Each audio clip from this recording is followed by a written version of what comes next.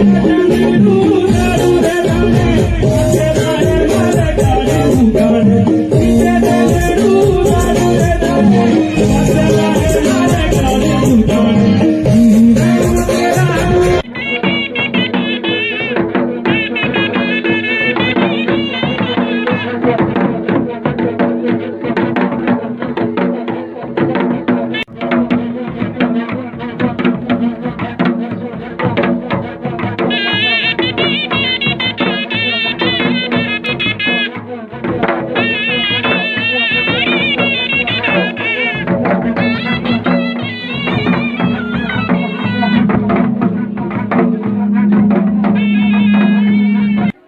हम लोग एक ऐसे कार्यक्रम के लिए मौजूद हैं जिसका संतुलन ही हम सबको जीवन दे रहा है। वृक्षारोपण का सात्विक अर्थ वृक्ष लगाकर उन्हें ठीक से उगाना है। इस जीवन में मानव को प्रारंभ से ही प्रकृति द्वारा जो भी चीज़ें प्राप्त हैं उसे निरंतर प्राप्त करते रहने के लिए वृक्षारोपण भी एक अति आवश्यक हमारे जीवन के लिए बहुत जरूरी है। वृक्षारोपण हमारा जीवन ही नहीं, हमारी संस्कृति भी है। भारत की सभ्यता वनों की गोद में ही विकासमान हुई है। हमारे यहाँ के ऋषि मुनियों ने इस वृक्षों की छांव में तपस्या की, चिंतन मनन किया। ज्ञान का भंडार जो मानव को सौंपा है वो इन्हीं वन क्षेत्र में जाकर के अर्जित किया है। वही हमारे संस्कार ही तो हैं जो वृक्षों को हम पूजते भी हैं और जिनकी हम पूजा करते हैं उनके औषधीय गुण भी आप लोगों को मालूम होगा बहुत हैं। हमारे कण कण में भगवान जो कहे जाते हैं उनमें वृक्ष का दर्जा बहुत ऊंचा है।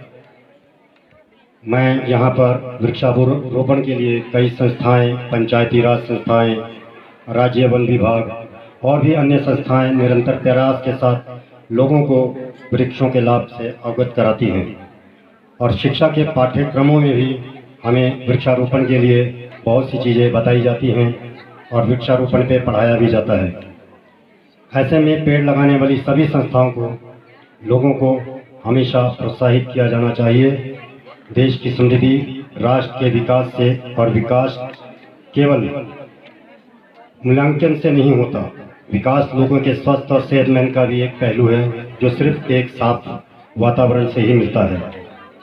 तो आइए हम मिलकर के हिमाचल को, अपने भारत को एक स्वच्छ पर्यावरण वातावरण देने का प्रण करें और अपने आप से एक सौगंध कसम लें जिसे भी आप सबसे प्रिय मानते हो कि अपने जीवन में हर साल कम से कम 50 पेड़ लगाने का प्रण लेंगे ताकि इस महोत्सव का जो एक उद्देश्य है वो पूरा हो। मैं यहाँ पर उपस्थित अपनी बहनों को, माताओं को, जिनके रूप में मैं आपसे आशा करता हूँ कि आप मुझे इतना आशीर्वाद दें कि मैं यूं ही सामाजिक कार्यक्रम जो भी है उसमें सम्मिलित रहूं और आपके जो भी कार्य अपने क्षेत्र में कभी भी समाज के प्रति अगर कोई ऐसा है तो उसमें आप मुझे बुलाएं, मैं आपके काम आऊँ, क्षेत्र के काम आऊँ। ऐसा मुझे आशीर्वाद अगर आप देते हैं तो मैं अपने को धन्य समझूंगा। आज हमारी माताजी होती तो वो भी आज 75 से 80 वर्ष की होती तो मैं समझूंगा कि आप जो भी बुजुर्ग यहाँ हैं हमारी माँ समान हैं। तो आप मुझे ऐसा आशीर्वाद दीजिए कि जिसे मैं अपने साथ ले जा करके उसे सजो कर रखूँ और आपके साथ मैं बार बार आता हूँ। वृक्षों के साथ हमारा पहाड़ों में एक जल बहुत बड़ी समस्या है जिसे हम लोग अक्सर फेस करते हैं। पानी की वजह से हमारी सिंचाई में काफ़ी दिक्कतें आती हैं, पानी पीने का उपलब्ध नहीं रहता। सरकारें प्रयास करती हैं लेकिन शायद वो हमारे लिए पूरी नहीं होती। तो हम इस वृक्षारोपण के साथ एक और प्रण करें कि हम पानी का किस तरह से संचय करें कि जो हमारे पीने के साथ ही हमारी खेती बाड़ी और वृक्षारोपण में हमारे काम आए। तो आप महिलाएं, हमको लगता है जो प्रण लेंगी वो पुरुष उसको शायद पूरा ना करें, लेकिन महिलाओं में एक जरूर शक्ति रहती है कि जो उस चीज़ को ठान लेती हैं उसको पूरा करती है।